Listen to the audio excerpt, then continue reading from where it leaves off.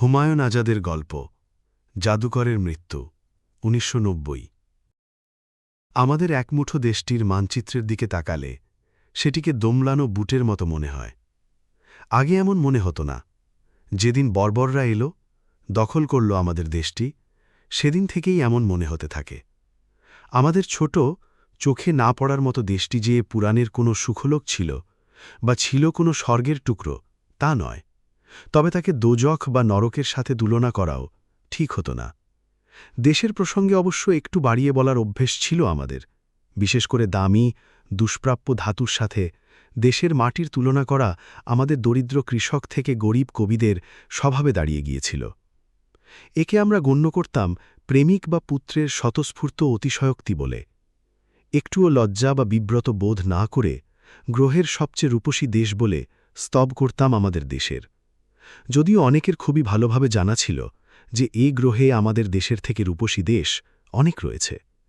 আমাদের চাষিরা যদিও গান গাওয়ার অবসর খুব কমই পেত, মাঠে সকাল থেকে সন্ধে পর্যন্ত ব্যস্ত থাকতে হতো তাদের, তবু আমরা ভাবতাম যে গানে তাদের গলা পরিপূর্ণ। ১০০০ বছর ধরে যদিও আমাদের দেশে একরকম অস্পষ্ট আকাল লেগেই ছিল, বেশিরভাগ মানুষের মাস ও বছর যদিও কাটত অনাহারে আধারে, তবু আমরা ভালোবাসতাম গোলা ভরা ধানের উপকথা বলতে ও শুনতে। আমরা ভালো ছিলাম না, তবুও বেশ ভালো ছিলাম। আমরা বেশ খারাপ ছিলাম, তবুও খারাপ ছিলাম না। একদিন বর্বররা এলো। সেদিন থেকে আমরা ভালোই ছিলাম, তবুও ভালো ছিলাম না। সেদিন থেকে আমরা খারাপ ছিলাম না, তবুও খারাপ ছিলাম। বর্বররা আসার পর আমরা পুরোপুরি বদলে গেলাম। প্রথমে যে দেশকে আমরা গড়ে তুলেছিলাম নানান রঙের অতিশয়োক্তিতে, সে দেশ আমাদের চোখে দেখাতে লাগল মরা দোয়েলের মতো কদাকার। দেশের স্তব করার যে অভ্যেস আমাদের ঐতিহাসিক স্বভাবে পরিণত হয়েছিল, তার থেকে আমরা হঠাৎ মুক্তি পেয়ে গেলাম। বর্বররা আসার পর সোনার সাথে দেশের মাটির তুলনা আর কেউ করেনি। তাকে খুব রূপসী বলেও দাবি করেনি কেউ। লজ্জায় যে আমরা অমন তুলনা থেকে বিরত হয়েছিলাম, তা নয়। অমন তুলনার কথা মনেই হয়নি কারো।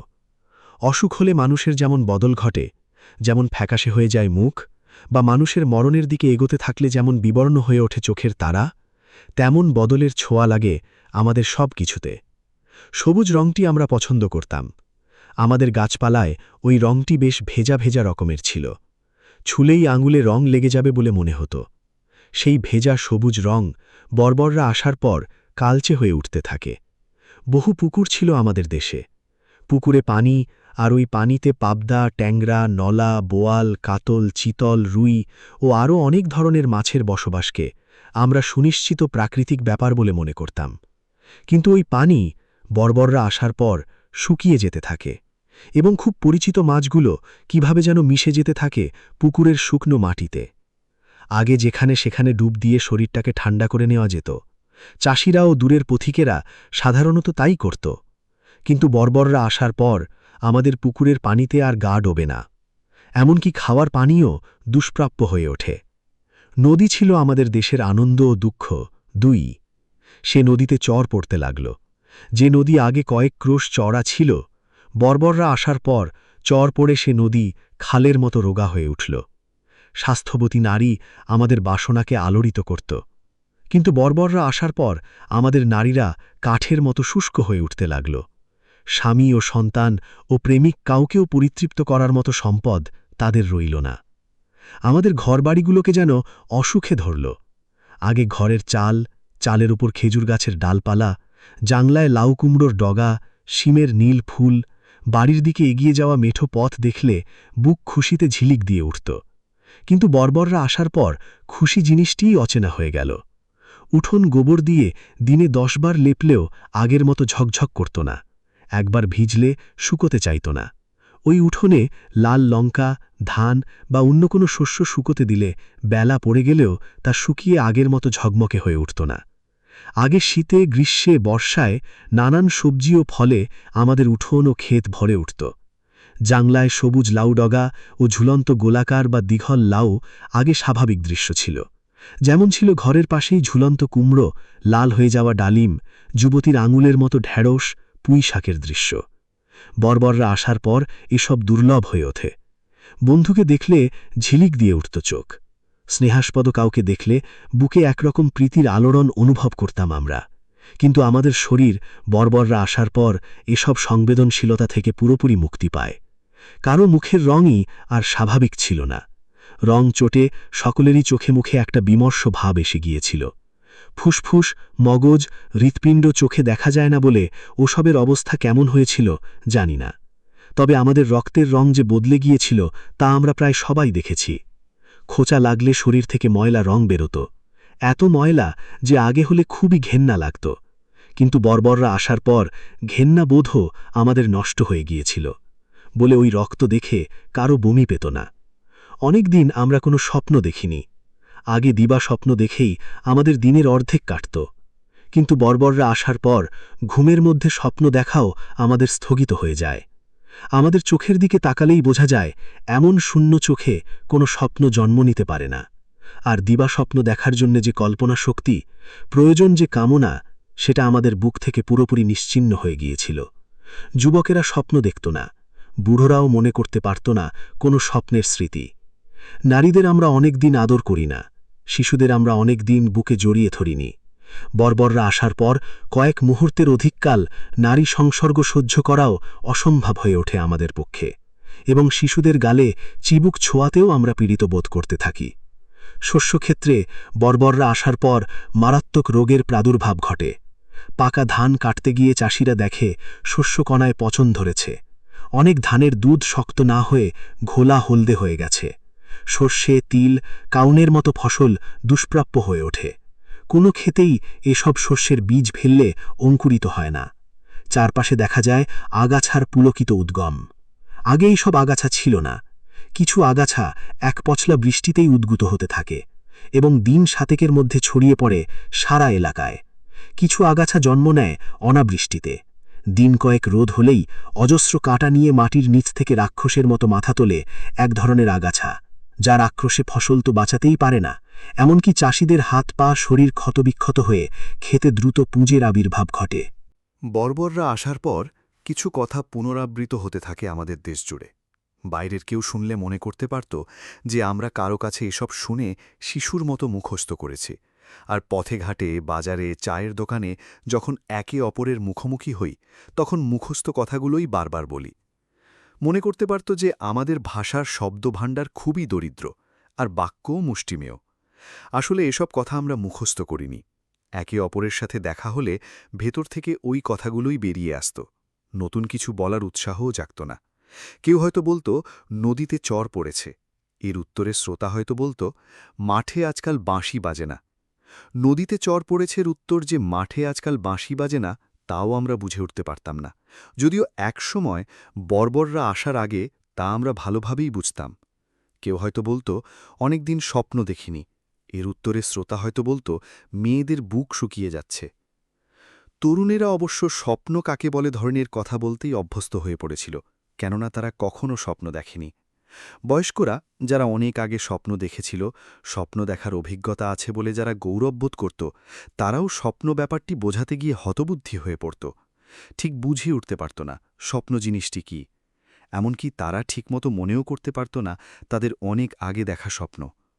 অনেকদিন মেলায় যায়নি হয়তো কেউ বলতো, উত্তরে শ্রোতা হয়তো বলতো বৃষ্টির কি কোনো সম্ভাবনা আছে।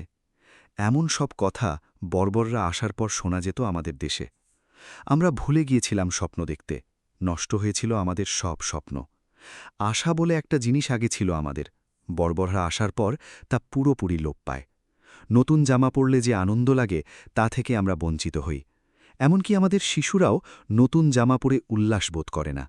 বর্বররা আসার পর কখনো মনে হয়নি যে হে যুবতীদের গ্রীবার বা সম্মুখভাগের দিকে একবার তাকাই। কখনো মনে হয়নি যে একটু রাত বেশি জেগে থেকে একা একা গান গাই, পুরনো সুর মনে করে বুকটাকে ভিজিয়ে তুলি, বা নতুন সুর গুনগুন করে বুকের কামড় খাই। বর্বররা আসার পর কখনো মনে হয়নি যে একবার পান করে মত্ত হই বা গভীর কিছু ভেবে ধ্যানস্থ হই। ইচ্ছে হয়নি যে একটু পাপ করি, বা স্বাদ হয়নি যে একটু পুণ্য জমায় অন্য কোনো কালের জন্যে। মনে হয়নি যে পথে হাঁটিনি সে পথে একবার হেঁটে আসি, বা যেখানে কোনো পথ নেই সেখানে একটা নতুন রাস্তা বানাই। বর্বররা আসার পর আমরা মরেও যাইনি, বেঁচেও থাকিনি। বর্বররা আসার পর আমরা বেঁচেও থাকিনি, আবার মরেও যাইনি। এমন সময় এমন অবস্থায় সেই জাদুকর আসে। কোথা থেকে এসেছিল আমরা জানি না। তার জাদু আমাদের এত মুগ্ধ করেছিল যা আমরা সবাই বলাবলি করতাম, জাদুকর এসেছে আকাশের নীল দরজা খুলে, কারো মতে মাটির নিচে একটা সোনার জগৎ আছে সেখান থেকে, কারো মতে সমুদ্রের ভেতর থেকে এসেছিল। আমরা বর্বররা আসার পর মুগ্ধ হওয়ার শক্তি হারিয়ে ফেলেছিলাম রহস্য দ্বারা আলোড়িত হওয়ার ক্ষমতা। জাদুকর আমাদের ফিরিয়ে দেয় সেই শক্তি, মুগ্ধ হওয়ার, রহস্য অনুভবের অলৌকিক শক্তি। জোয়ারের সাথেই তার তুলনা করা চলে। একটা জোয়ার আসে আমাদের বিমর্ষ জীবনে। জাদুকরকে আমরা কেউ কাছ থেকে দেখিনি, তাই তার মুখটি দেখতে কেমন ছিল, বা চোখের রং কী ছিল, বা চুলে তার কী রকম ঢেউ খেলত, তার আমরা কেউ ঠিকমতো বলতে পারব না। সে কাছে এলেও মনে হতো খুব দূরে, আবার দূরে থাকলেও মনে হতো বুকের কাছে। সে যখন হাসত মনে হতো তার হাসিটি একেবারে আমার মুখের ওপর, বা আমি নিজেই যেন জাদুকর হয়ে হাসছি। পরমুহূর্তেই মনে হতো আকাশে ছড়িয়ে পড়েছে সে, তার হাসিটি ভাসছে চাঁদের এক পাশে বা মেঘের ভেতর। জাদুকর আমাদের কাছে ছিল শ্রেষ্ঠ ইন্দ্রজালের মতো। তার মুখের দিকে তাকালে আমরা তার মুখে বর্বররা আসার আগে আমাদের পুকুরের টলটলে পানি, ঢেউ, মাছের ঘাই দেখতে পেতাম। দেখতাম তার মুকুটে ঝকঝক করে উঠেছে আমাদের অনেক আগের দিনেরই উঠোন। নদী বয়ে চলেছে সাঁই সাঁই করে, এক ঝাঁক ইলিশ ঢেউয়ের ভেতর দিয়ে ছুটে চলেছে উজানে। তাকে দেখাই আমাদের চোখে ছিল জাদু দেখা। তার হাতের লাঠির দিকে তাকিয়ে বুড়োরা বলতো যে স্বপ্ন অনেকটা ওই লাঠির মহস্যময় আন্দোলনের মতো ছিল। সেই জাদুকর আমাদের গরিব পাড়া গায়ে, বিষণ্ণ শহরে, উস্কোখুস্কো মাঠে, বিবর্ণ বনে বনে জাদু দেখাতে লাগল সাড়া পড়ে গেল দেশ জুড়ে। তার জাদুতে ঝিলিক দিয়ে উঠত রহস্য আর বিস্ময়, শোভা, স্বপ্ন আর অনেক কিছু। আর আমরা ব্যাকুল বালকের মতো দাঁড়িয়ে সকাল থেকে সন্ধে পর্যন্ত দেখতাম তার জাদু। সে এই মুহূর্তে হয়তো জাদু দেখাতো এক শহরে, পরমুহূর্তেই জাদু দেখাতো অন্য কোনো শহরে। অনেক সময় সে একই জাদু নানা শহরে আর গ্রামে দেখাত। জাদুকররা সাধারণত কোনো তাঁবুতে বা প্রেক্ষাগারে পরিকল্পিত পরিবেশের মধ্যে জাদু দেখাতেন, কিন্তু সেই জাদুকর তাঁবুতে বা প্রেক্ষাগারে জাদু দেখাতেন না। কখনো সে জাদু দেখাতে শুরু করত চৌরাস্তায়। একে একে মানুষ জমত, একসময় রাস্তা উপচে পড়ত অভিভূত অসংখ্য মানুষে। মনে হতো রাস্তাঘাট, চারপাশের ঘরবাড়ি, যানবাহন অভিভূত হয়ে পড়েছে জাদুতে। তারা চলে গেছে কোনো স্বপ্নপুরীতে, যেখান থেকে তারা কোনো হারানো ধন মুখে করে উঠে আসবে বাস্তবে। কখনো সে গ্রামের মেঠো পথে শুরু করত খেলা দেখাতে। মাঠের কোনো রাখালের হয়তো প্রথম চোখে পড়ত সে। রাখাল জাদু দেখার জন্য এগিয়ে আসত তার দিকে। তারপর ধান, তরমুজ, সর্ষে, সবজি ক্ষেত থেকে আসত চাষিরা। তারা দেখত জাদুকরের লাঠির ছোঁয়ায় আকাশ থেকে নেমে আসছে বিশাল তরমুজ। ওইদিকে পেকে উঠেছে আমন ধান, নদী বয়ে চলেছে গর্জন করে, নৌকা ছুটে চলেছে, জাংলায় জ্বলছে লাউ, মাটির উপর থেকে উঠছে মিষ্টি কুমড়ো। তার জাদুতে আচ্ছন্ন হয়ে পড়ত চারপাশ, চাষিরা, চাষি বউরা, মাঠের পশুরা। কিছুক্ষণ পরে যখন জাদুর রেশ কেটে যেত, তাদের চোখে মুখে লেগে থাকত এক আশ্চর্য অতীতের চুমোর দাগ, না দেখা ভবিষ্যতের সোনালি রং। বহুদিন পর, বর্বররা আসার পর সেই প্রথম আবার জীবন ফিরে এসেছে আমাদের জীবনে। জাদুকর যা সৃষ্টি করত তা সত্য ছিল না, কিন্তু আমাদের কাছে ছিল সত্যের থেকেও সত্য। জাদুকর গর্জনশীল নদী বইয়ে দিত আকাশে। সে নদী সত্য ছিল না, তার লাঠির আন্দোলনে ফুটে ওঠা ফুল, ফলে ওঠা ফল সত্য ছিল না, কিন্তু আমাদের কাছে ছিল সত্য। আমরা ওই নদীতে ডুব দিতাম, ওই ফুলের গন্ধে আমাদের নাসিকা আর রক্তকণিকা ভরে উঠত, ওই সব ফলের স্বাদে আমাদের জীব সুখী হতো। কিছুক্ষণের জন্য আমরা হয়ে উঠতাম আমরা। জাদুকর আসার পর, তার মহস্যময় জাদু দেখার পর অনেকেই আবার স্বপ্ন দেখা শুরু করে। স্বপ্ন দেখার প্রথম ভাগ্য হয়েছিল এক চাষির। সে স্বপ্ন দেখে যে তার রোগা গাভীটি একটি স্বাস্থ্যবান এঁড়ে বাছুর প্রসব করেছে, আর তার আঙুলের ছোঁয়ায় গাভীর বাট থেকে 4টি শুভ্র শিখার মতো নেমে আসছে দুধের ধারা। স্বপ্ন দেখেই সে উল্লসিত হয়ে ওঠে। পাশের শোয়া অসুস্থ স্ত্রীকে স্বপ্নের কথা বলে। স্ত্রী প্রথমে বুঝতেই পারে না তার স্বামী কী বলছে, তবে কিছুক্ষণ পরে ব্যাপারটি তারও পুরোপুরি অবদ্ধ থাকে না। স্ত্রী তার স্বামীকে জানায় যে গাভীর কথা তার স্বামী বলছে সেটি অনেক আগেই মারা গেছে। এতে স্বামীটি দুঃখিত না হয়ে খুশি হয়ে ওঠে, কেননা যে গাভী তার একদিন ছিল, যা এখন আর নেই, সেই গাভীটিকে দেখতে পেয়েছে। যে গাভী তার বুক জুড়ে ছিল কিন্তু কোথাও ছিল না, যাকে দেখার জন্য তার রক্তে পিপাসা ছিল, তাকে সে দেখতে পেয়েছে। স্বপ্নের ঘটনাটি পরের সকালেই আগুনের শিখার মতো দিকে দিকে ছড়িয়ে পড়ে। দিকে দিকে লোকজন স্বপ্ন দেখতে শুরু করে। পথের পাশে ভাঙা কুড়েঘরে ঘুমিয়েছিল এক ভিখারি, সে এক আশ্চর্য স্বপ্ন দেখে। বস্তিতে ছেঁড়া চটের উপর শুয়েছিল এক ক্লান্ত শ্রমিক, সে এক স্বপ্ন দেখে লাফিয়ে ওঠে। শহরের মধ্যবিত্ত বাড়িতে এক যুবক সারারাত ঘুমোতে না পেরে ভোরের দিকে ঘুমিয়ে পড়ে। কিছুক্ষণ পরে একটা রুই মাছ স্বপ্ন দেখে জেগে ওঠে। এক বুড়ো অনেক দিন ঘুমোতে পারছিল না, সন্ধ্যায় জাদুকরের জাদু দেখে ঘুমিয়ে পড়ে। মাঝরাতে সে স্বপ্ন দেখে যে বনের মধ্যে কাঁদছে একটি হরিণ। এক কিশোরী স্বপ্ন দেখে যে আকাশে নীল চাঁদ উঠেছে। এক যুবতী স্বপ্ন দেখে যে সোনা রঙের একটি ঘোড়া বিছানায় তার পাশে ঘুমিয়ে আছে। দিকে দিকে ঘটতে থাকে বিচিত্র স্বপ্নের ঘটনা, আর স্বপ্নই হয়ে ওঠে আমাদের বাস্তব। বর্বররা আসার পর থেকে আমরা কোনো স্বপ্ন দেখিনি। অজানা লোক থেকে জাদুকর আসার পর আবার স্বপ্ন দেখতে থাকি। জাদুকরের কিছু জাদু আমাদের কাছে লাগত মধুর, তাতে আমরা বাঁশির সুর শুনতাম। পচন লাগা ধান ক্ষেতের আলে দাঁড়িয়ে সে দেখাতো তার আঙুলে গজিয়ে উঠছে ধানের ছড়া, তাতে ঝিকমিক করছে পাকা ধান। আমরা দৌড়ে গিয়ে তার হাত থেকে ছড়াগুলো নিয়ে ধান খুঁটে বের করতাম পুষ্ট শ্বাস। কোনো শ্বাসেই পচন লাগেনি। একের পর এক অনবরত ধানের ছড়া গজত তার দুহাতের আঙুলে। বিচিত্র ধরনের ধান, সব ধানের নামও আমাদের জানা ছিল না। জাদুকর আমাদের জানাতো অনেক আগে ওই সব ধান ফলত আমাদের জমিতে। যে ধানগুচ্ছ থেকে সুবাস বের আসছে তার প্রচুর ফলন হতো পাশের ক্ষেতে। আর মুক্তোর মতো যে ধানগুলো, তার রূপে একসময় ঝলমল করে উঠত বিলের পর বিল। একটি শুকনো আম গাছের নিচে দাঁড়িয়ে আছে জাদুকর। আমরা অপেক্ষায় আছি, আর অমনি গাছটির দিকে তাকিয়ে দেখি লাল লাল পাতা গজাচ্ছে গাছে, সবুজ হয়ে উঠছে পাতাগুলো, বাতাসে কাঁপছে, বোল ধরছে ডালে ডালে। আমাদের চোখ ভরে যাচ্ছে হলুদ বোলের রঙে। জাদুকর চলে যাওয়ার পর গাছটি আবার পরিণত হতো শুকনো গাছে, কিন্তু আমরা ওই গাছটির দিকে তাকিয়ে বিভোর হয়ে থাকতাম। দীর্ঘশ্বাসে বুক ফুলে উঠত। তখন আমাদের ছোট দেশটিতে বর্বররা আসার পর যেখানে কোনো স্বপ্ন ছিল না, সেখানে স্বপ্ন দেখা শুরু হয়েছে।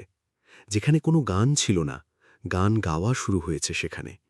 যেখানে কোনো স্মৃতি ছিল না, সেখানে স্মৃতি জেগে উঠতে শুরু করেছে। জাদুকরের মধুর জাদু তখন আমাদের আলোড়িত করছে, জাগিয়ে তুলছে। জাদুকর একদিন আমাদের দেখালো এমন ভয়ানক জাদু যা আমরা আশা করিনি।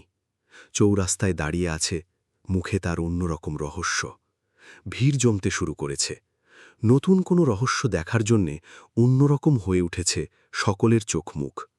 কিন্তু অল্প পরেই এক ভয়ঙ্কর জাদু দেখে আমরা সবাই আর্তনাদ করে উঠলাম। জাদুকর তার হাত উঁচিয়ে দেখালো তার হাত বনের পাখির মতোই মুক্ত, কিন্তু পরমুহূর্তেই সবাই দেখলাম তার হাত দুটি শৃঙ্খলিত। শৃঙ্খলিত হাত দেখে বুক থেকে আমাদের অজ্ঞাতে আর্তনাদ বেরিয়ে এলো।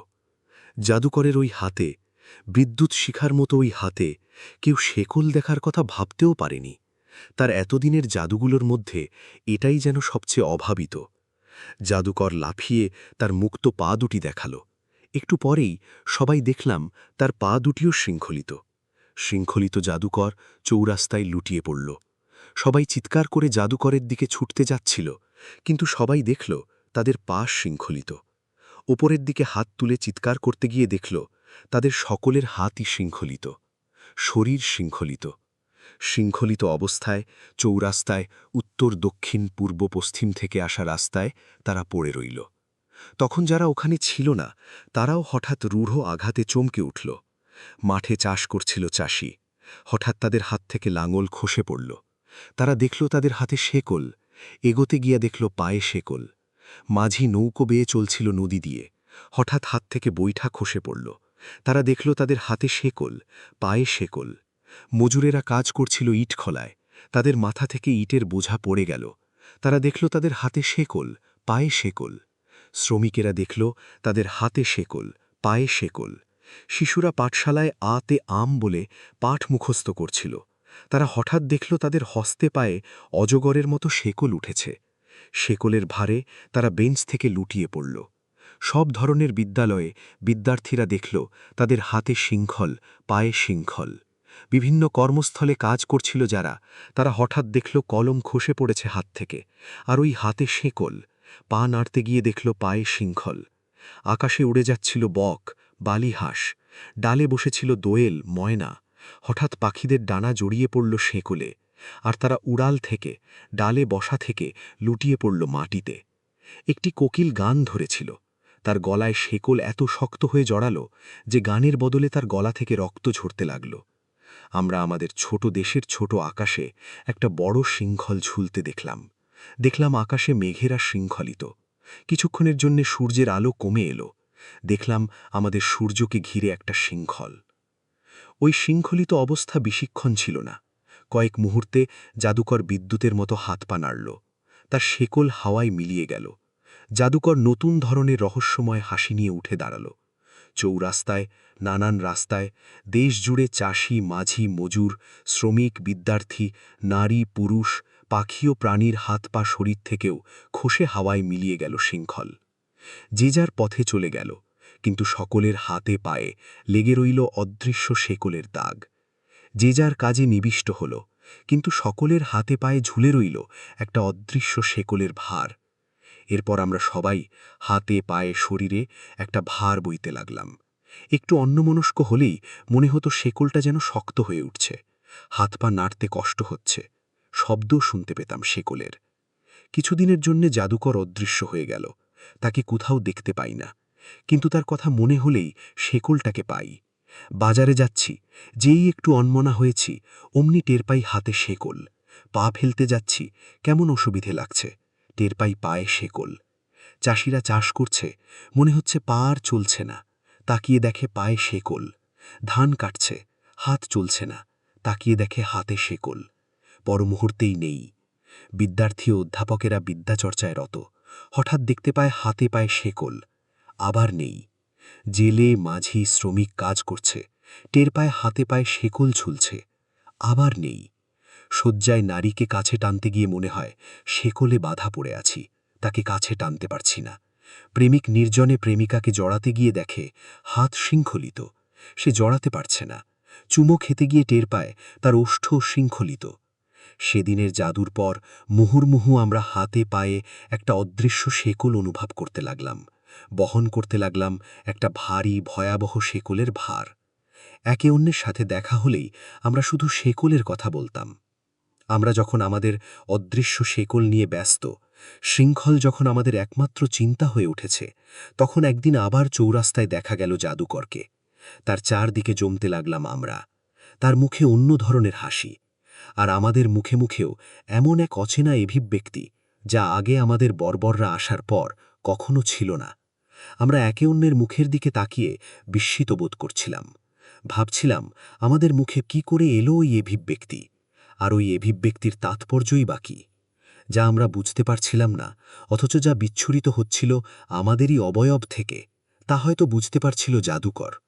এমনও হতে পারে যে আমাদের মুখে মুখের ওই অভিব্যক্তিও ছিল অজানা থেকে আসা জাদুকরেরই জাদু। এবার সে যে জাদু দেখালো তা আরও অভাবিত ও উল্লাসজনক। জাদুকর আমাদের তার পায়ের দিকে তাকাতে বলল। আমরা দেখলাম তার বিদ্যুতের মতো পায়ে শেকল। আমাদের সে তার হাতের দিকে তাকাতে বলল। আমরা দেখলাম তার বিদ্যুতের মতো হাতে শেকল। তারপর জাদুকর আমাদের তাকাতে বলল নিজেদের হাতের দিকে। তাকিয়ে দেখি আমাদের হাতে শেকল। জাদুকর আমাদের তাকাতে বলল নিজেদের পায়ের দিকে। তাকিয়ে দেখি আমাদের পায়ে শেকল।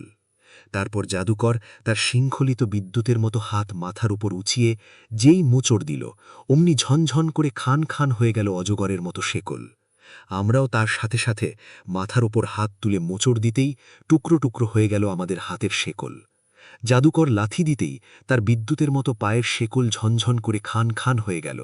আমরাও তার সাথে সাথে লাথি ছুড়লাম, ঝনঝন করে টুকরো টুকরো হয়ে গেল আমাদের পায়ের শেকল।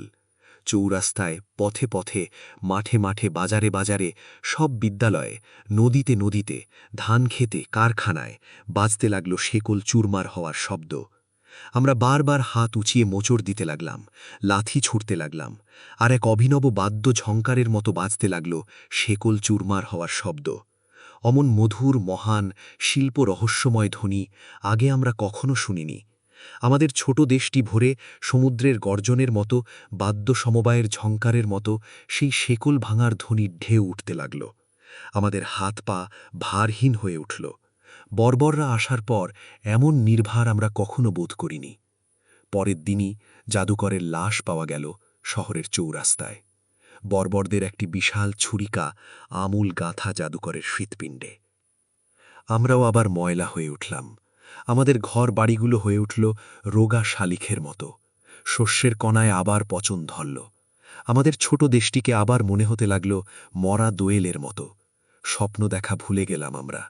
আমরা বেঁচে রইলাম, তবুও বেঁচে রইলাম না। আমরা মরে যাইনি, তবুও আমরা বেঁচে নেই। ঘরের দিকে ফিরতে আর আমাদের সুখ লাগে না। শিশুদের চিবুক ধরে আদর করতে আমাদের শখ লাগে না। নারীদের কাছে টানি না, তাদের বুকে মুখ রাখতে আমাদের সুখ লাগে না। আমরা আবার পুনরাবৃত্তি করতে লাগলাম একই কথা। কারো সাথে দেখা হলেই বলতে লাগলাম, নদী শুকিয়ে যাচ্ছে, আকাশে বাঁশি বাজে না, বহুদিন মেলায় যাই না, পুকুরে কি আবার মাছ দেখা দেবে? জাদুকরের কথা খুবই গোপনে বলতো কেউ কেউ।